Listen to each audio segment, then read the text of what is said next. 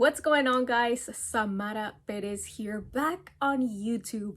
Now, as promised, and as you can tell by the title of this video, I'm going to be sharing my experience with advanced parole as a DACA recipient. As you can see, I'm back home, back in Houston, back in the United States, and I know many of you have been wondering, what the process was like. How was it? Was I scared? Was I nervous?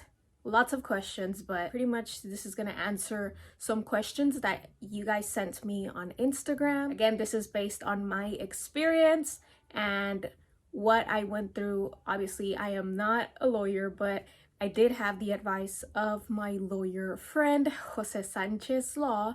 So if you guys want any more information, I would recommend you go to him. He was the one who helped me apply, and he was the one who handled all my paperwork. So let's get started with the questions. The first question is, what was the reason that I put for the advanced parole? So giving you guys a bit of information before I answer the question, but if you have DACA, if you're a DACA recipient, you can apply for advanced parole, which is a permit for you to leave the United States for a certain period of time.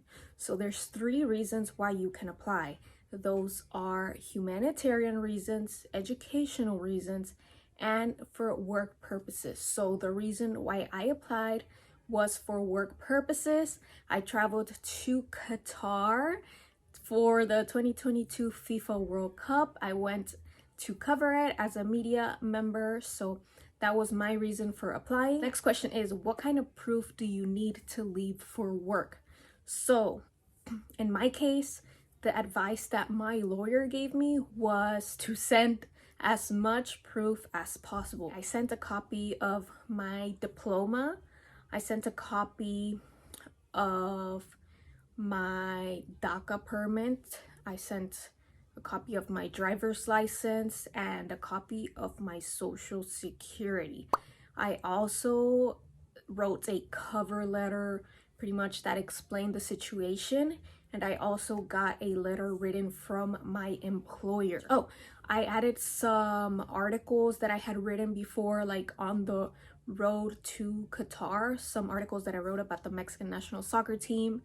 And I added, what else did I add? I added my resume. So I added as much as possible so they can know that, that I'm a legit journalist. Obviously, with the application, I also sent out the form that you need. Was I scared to see if I could come back? So yes, the whole time that I was out away from the US, I was scared. Honestly, I was scared of, like, what if they don't let me come back? What if they tell me no? Was I nervous? Yes, because advanced parole is not guaranteed that you will get admitted back into the US, right?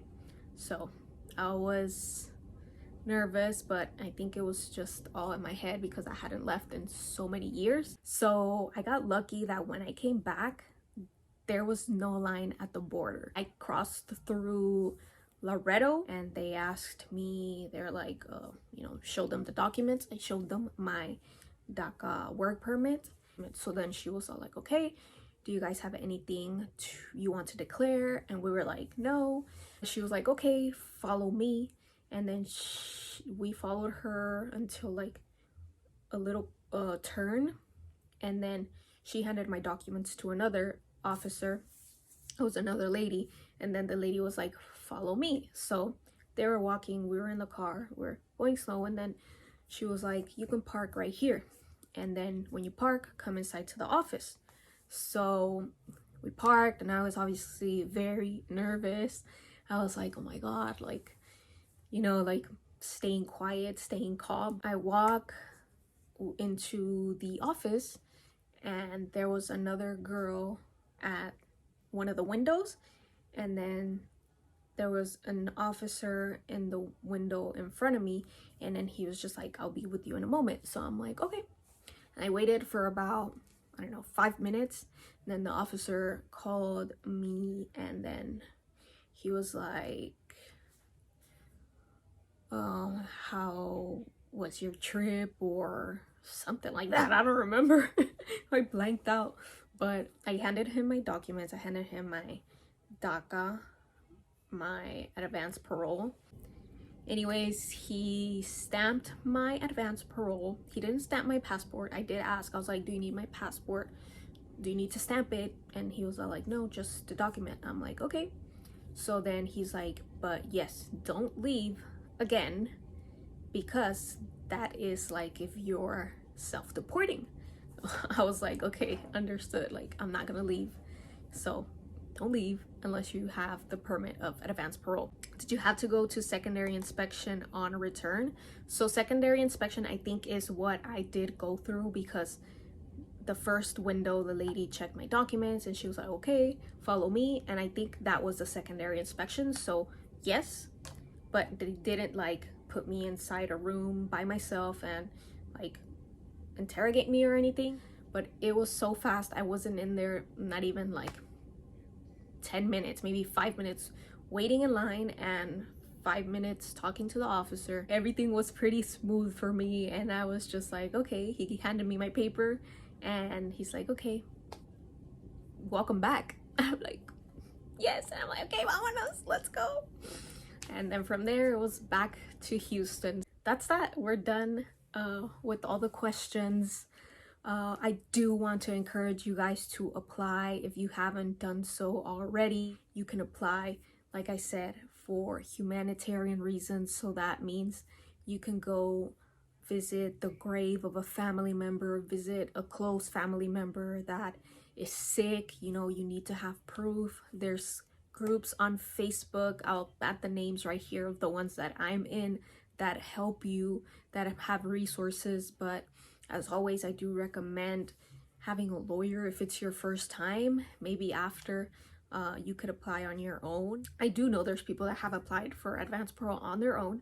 So if you don't have the resources to pay for a lawyer, then, you know, I suggest you check those groups and check the information that they're saying. You can also apply for educational reasons. You can go study abroad somewhere. You obviously would need to prove that you're registered in certain programs, maybe get a letter from the school.